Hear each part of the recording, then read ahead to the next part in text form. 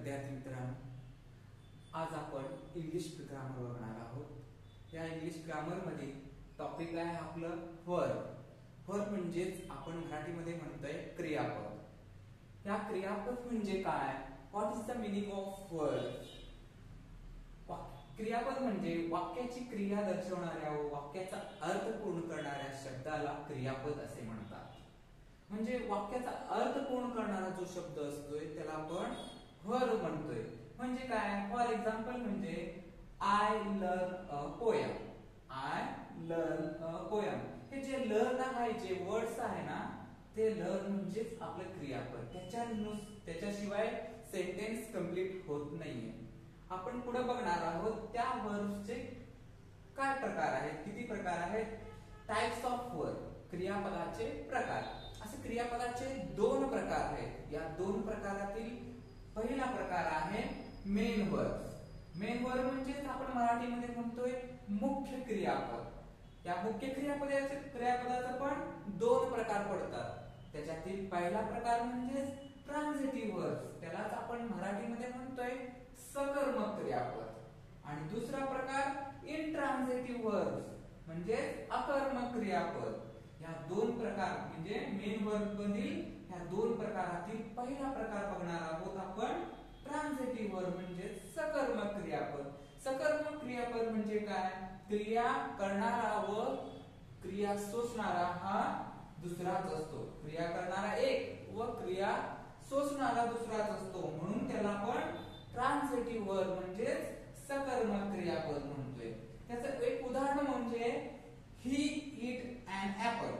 He eat an apple म्हणजे कर्त्याचा क्रिया कर्मावर झालेला आहे. कर्त्याचा क्रिया कर्मावर म्हणजेच कर्म म्हणजे ऍपल, ऍपल वर झालेला आहे क्रिया. म्हणून हे काय? सकर्मक क्रिया. एकाच दुसऱ्यावर क्रिया होणे म्हणजे सकर्मक क्रियापद. आणि दुसरा प्रकार या मेन वर्ब मधील दुसरा प्रकार म्हणजे इंट्रान्झिटिव्ह वर्ब. त्यालाच आपण मराठीमध्ये म्हणतोय अकर्मक क्रियापद. या अकर्मक क्रियापद म्हणजे काय?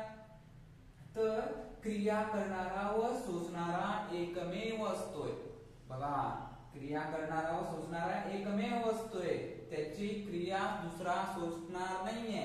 म्हणजे कर्त्याची क्रिया कर्मावर घडत नाहीये, तिथं स्टॉप होतो. म्हणजे फॉर एक्झाम्पल म्हणजे ही रन फास्ट. ही रन फास्ट. तो जोरात पळू लागलाय, तो स्वतः पळू लागलाय. म्हणजे क्रिया करणारा व सोसणारा एकमेव व्यक्तिमत्व आहे तिथं. हे झालं आपलं सकर्मक आणि अकर्मक क्रियापदाचे प्रकार. याला आपण मेन वर्ब म्हणतोय. याच्यामध्ये हेल्पिंग वर्ब नसतोय.